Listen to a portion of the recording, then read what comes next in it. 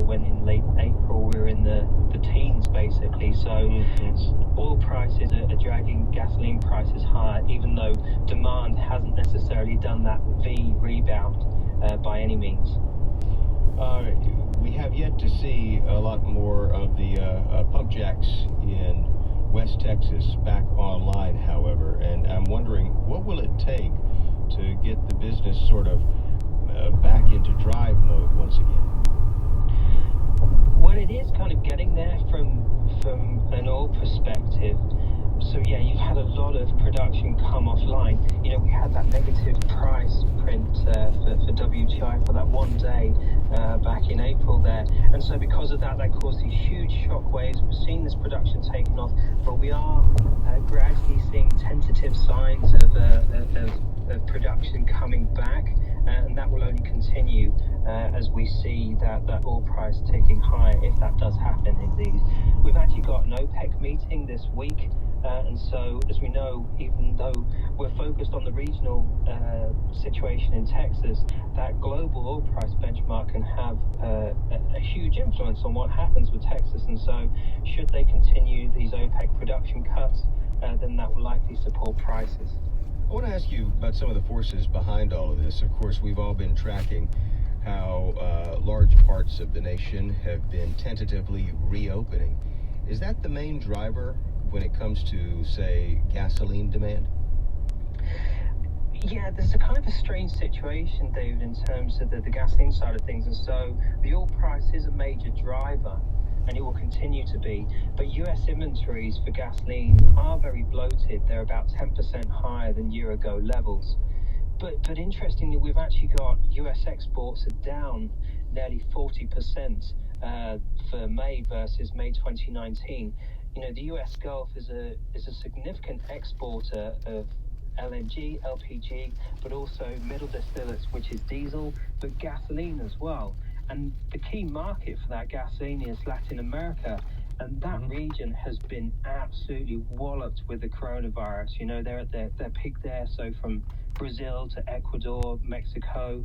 And so because of that, their demand has been very depressed. So they're kind of going through what the US was going through in terms of demand currently, whereas we were there maybe a month or so ago.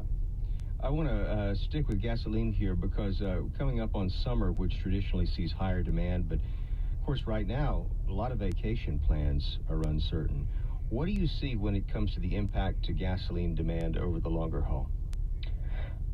Well, over the nearer term, it's going to be very interesting to see what happens. There's going to be a mottled picture from the perspective that people aren't going to be rushing to get on a plane to fly somewhere.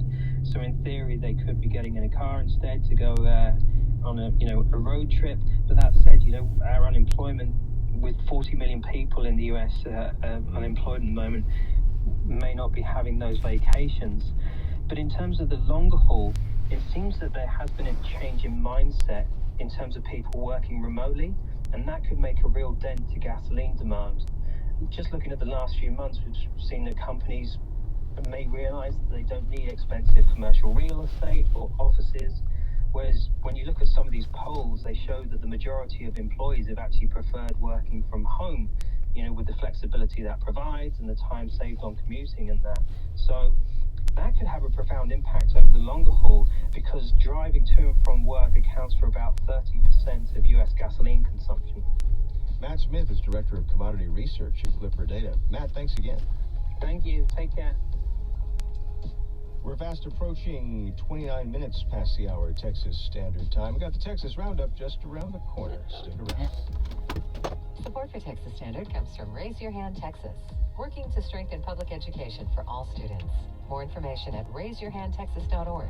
The future of Texas is in our public schools.